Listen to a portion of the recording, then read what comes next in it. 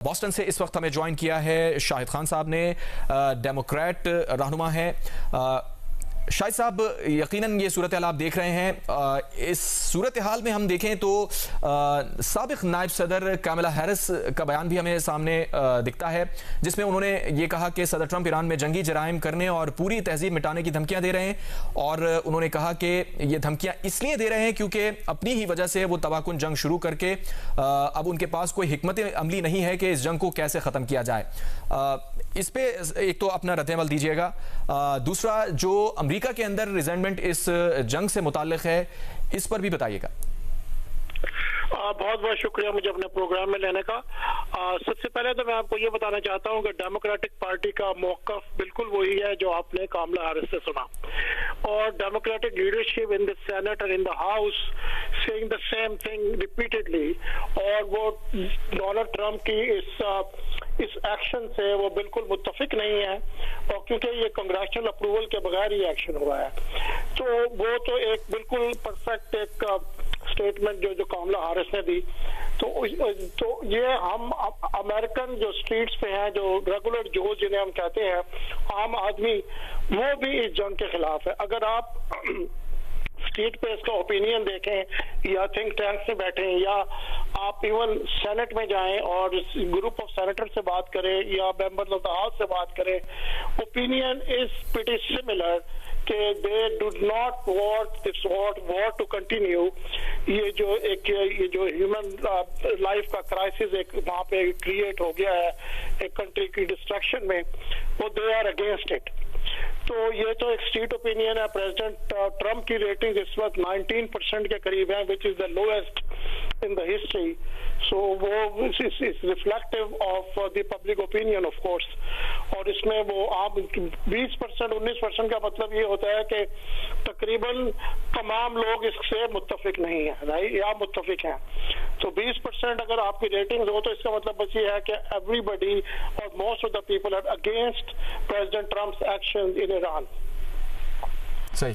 शाहिद खान साहब, अमरीकी सदर के एक्शन से मुताल्लिक हमने ये देखा कि पिछले कुछ दिनों में ये भी गुफ्तगू होती रही हाउस में, सेनेट में, कि अमरीकी सदर की जो पावर्स हैं उन्हें ख़त्म किया जाए, क्योंकि अमरीकी सदर की सेहत से मुताल्लिक बहुत सारी गुफ्तगू होती रही, जिस तरह के वो बयानात देते रहे, ट्वीट्स या पोस्ट करते रहे।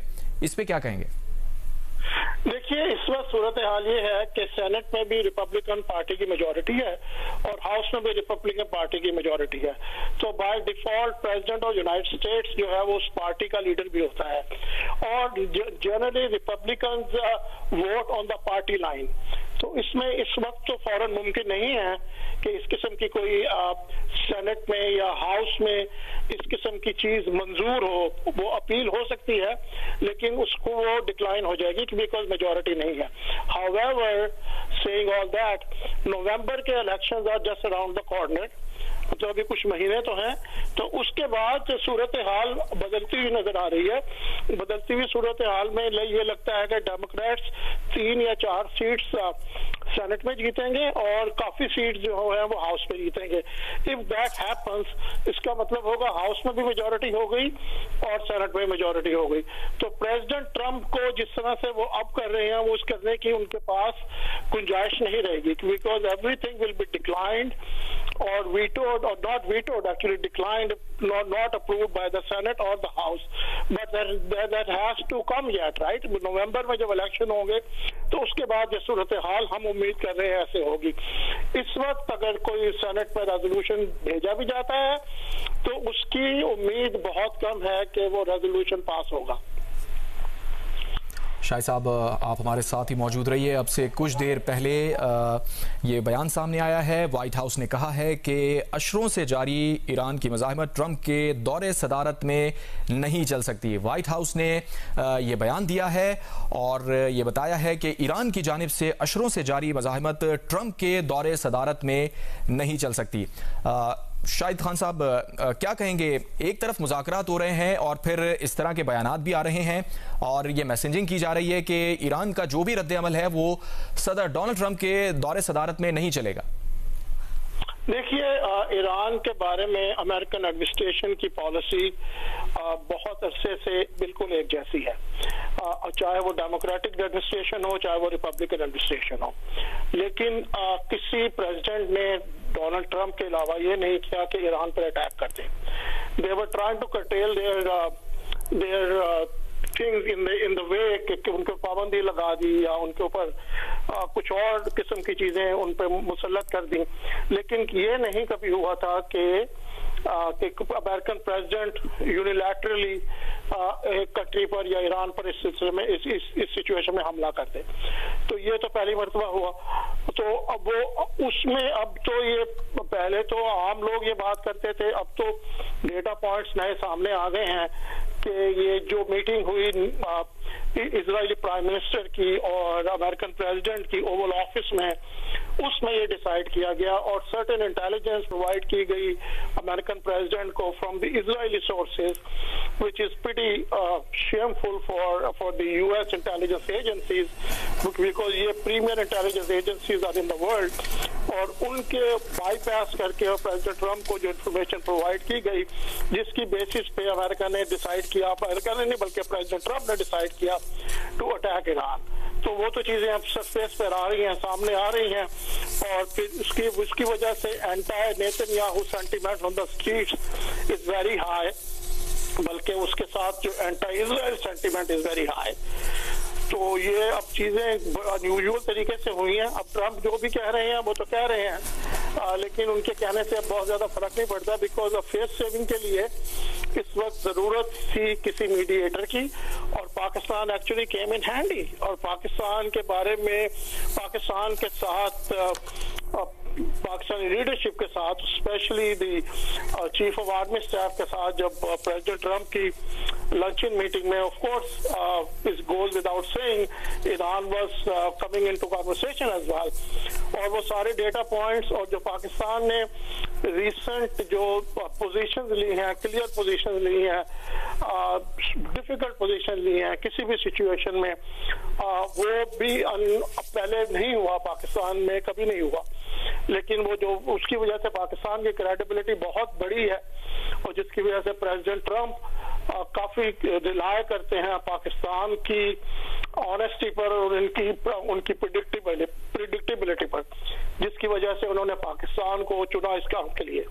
इसके अलावा आपको पता है इजिप्ट और टर्की भी अपनी they were trying to show their good face as well, लेकिन प्रेसिडेंट ट्रंप इस सिचुएशन में पाकिस्तान के साथ काफी कंफर्टेबल रहे, और जिसकी वजह से पाकिस्तान के ये इनिशिएटिव, और ये मुझे मोस्ट लाइकली ये लगता है कि ये जो 2 वीक्स की जो इस वक्त जो एक प्रपोजल है, मुझे बहुत यकीन उम्मीद है कि ये प्रपोजल एक्सेप्ट होगी दोनों तरफ से, because both of the countries are trying to you know do some face saving on there. Shahid साहब, आप क्या समझते हैं, व्हाइट हाउस की जानिब से जो बयान सामने आया है कि ईरान की अशरों से जारी मज़ाहमत ट्रंप के दौरे सदारत में नहीं चलने दी जाएगी या नहीं चल सकती, इस पर आप क्या समझते हैं कि ये कोई प्रेशर टैक्टिक है ट्रंप की जानिब से कि इस तरह के टैक्टिक्स यूज़ करके ईरान को मुज़ाकरात या जो मुआहिदा वो एंटिसिपेट कर रहे हैं वो मुमकिन बनाया जा सके? देखिए, हमेशा जो नेगोशिएशन होती है ना, वो पोजीशन ऑफ स्ट्रेंथ से होती है। ये एक तो स्टैंडर्ड प्रिंसिपल है। तो America is putting lot of pressure on Iran, कि जिसकी वजह से ईरान मान जाए जो वो चाहते हैं, और मोस्ट लाइकली ईरान वैसे भी तैयार होगा। बहुत सारी जो की पॉइंट्स है उनमें तो Iran I think was agreeable not to develop a nuclear weapon and other things associated with it। तो मेरा ख्याल है ईरान पहले से ही इस बात पर तैयार था, लेकिन बहरहाल वो तो एक president Trump was sucked into this thing, तो जिसकी वजह से मुश्किल हुई है।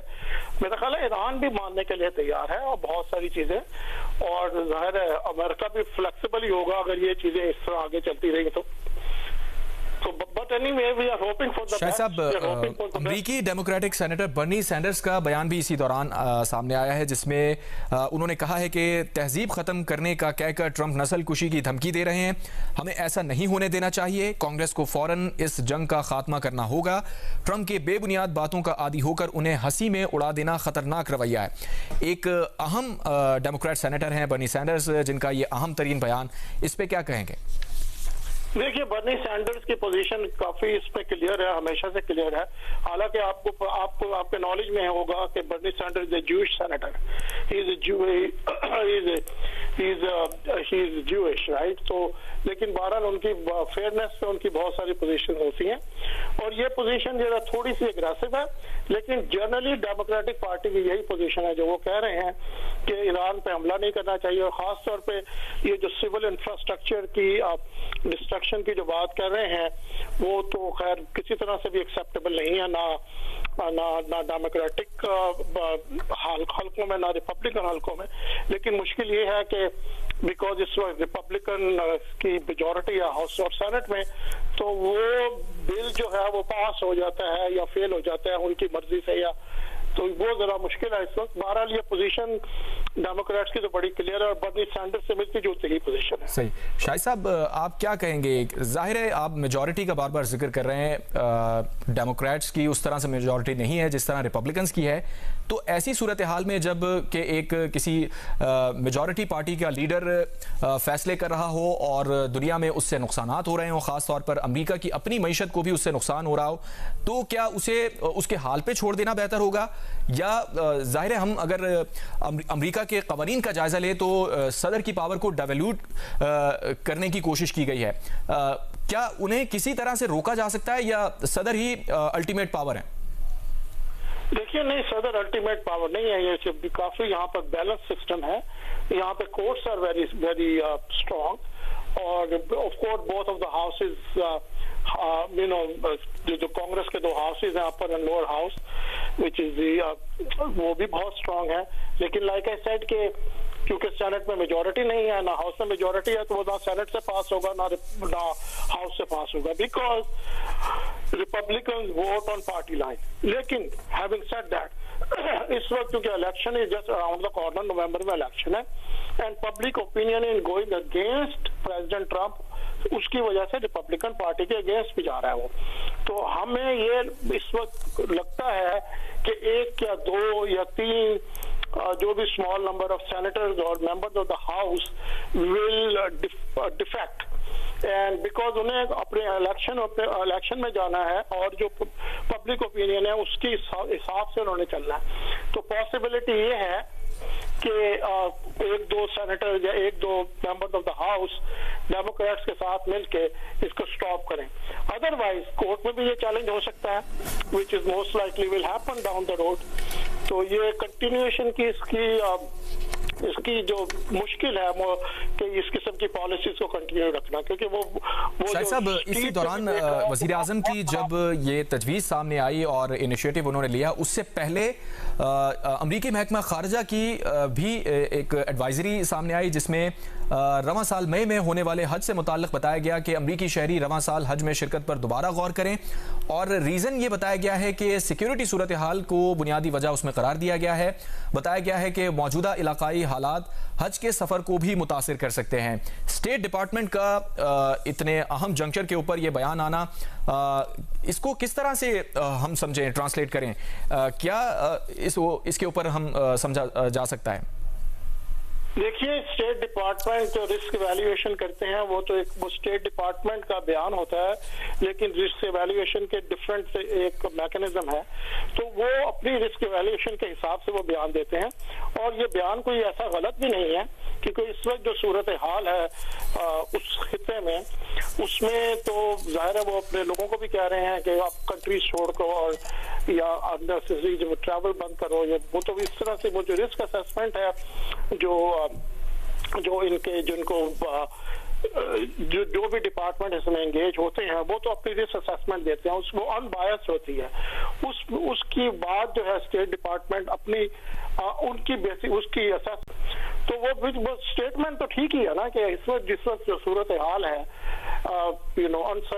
अनसर्टेनिटी है बहुत ज्यादा, there are missiles flying around, there's counter करने के लिए उनके वो they're flying around and you're flying in a plane, so of course there's a risk तो वो उस रिस्क को मिनिमाइज करने के लिए इस किस्म की स्टेटमेंट्स आती हैं। शाहिद साहब आप हमारे साथ ही मौजूद रहिए। इसी दौरान एक अपडेट आई है मशरिक़ वस्ता की सूरत हाल, पाकिस्तान की शानदार सिफारती सरगर्मियां।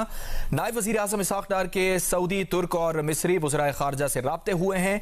बहरीन, मराकश और नॉर्वे के वज़राए ख़ारजा से भी राब्ते किए गए हैं। खित्ते की सूरत हाल और मशरिक़ वस्ता समेत वसी तर इलाके में होने वाली पेशरफ पर तबादला ख्याल किया गया है। नायब वज़ीर आज़म इसहाक़ डार ने खित्ते में अमन और इस्तेहकाम के लिए पाकिस्तान की कोशिशों से मुताल्लिक़ पेशरफ से आगाह किया है। नायब वज़ीर आज़म इसहाक़ डार ने जियो न्यूज़ से गुफ्तगू में कहा कि उम्मीद है अमरीका और ईरान वज़ीर आज़म की तजवीज़ पर मुस्बत रद्द अमल देंगे। और इसी के साथ ही शाहिद साहब हमारे साथ मौजूद हैं। शाहिद साहब, एक तरफ तो मुज़ाकरात चल रहे हैं, दूसरी तरफ हम ये देख रहे हैं कि नायब वज़ीर आज़म वज़ीर ख़ारजा खित्ते के जो दीगर ममालिक हैं उनके वज़राए ख़ारजा से भी मुसलसल पैगामात का तबादला कर रहे हैं, मैसेजिंग कर रहे हैं। तो इसकी क्या वजह आप समझते हैं? क्या सबको एतमाद में लेने की कोशिश की जा रही है इस मुतालिक? देखिए, मैं आपको ये बताता चलूं on A personal observation and personal note कि जब से इसहाक़ डार साहब ने चार्ज दिया है फॉरेन ऑफिस का, इन्होंने फॉरेन ऑफिस को बिल्कुल रिफॉर्म कर दिया है। Foreign office is not like the foreign office prior to Ishaq Dar साहब लीडरशिप। उसकी मल्टीपल रीजन है। एक तो वो वर्कहॉलिक हैं, बहुत काम करते हैं, और दूसरा ये है कि वो बड़े फोकस्ड हैं, और तीसरा ये है वो डिप्टी प्राइम मिनिस्टर भी हैं। तो फॉरेन ऑफिस को अब बहुत ज्यादा एक्सपोजर हो गया है besides doing the foreign policy activities. वो उनको जनरल एक जो एडमिनिस्ट्रेशन का जो पर्सपेक्टिव होता है वो भी समझ आ रहा है। तो इसहाक़ डार साहब इज वेरी स्ट्रेटेजिक। उनकी ये जो एक्शंस हैं वो means a lot actually, और he has been very successful in doing so many things in a timely fashion कि अब वो नए डेटा पॉइंट्स फॉरेन ऑफिस के लिए बनते जा रहे हैं which are good ones।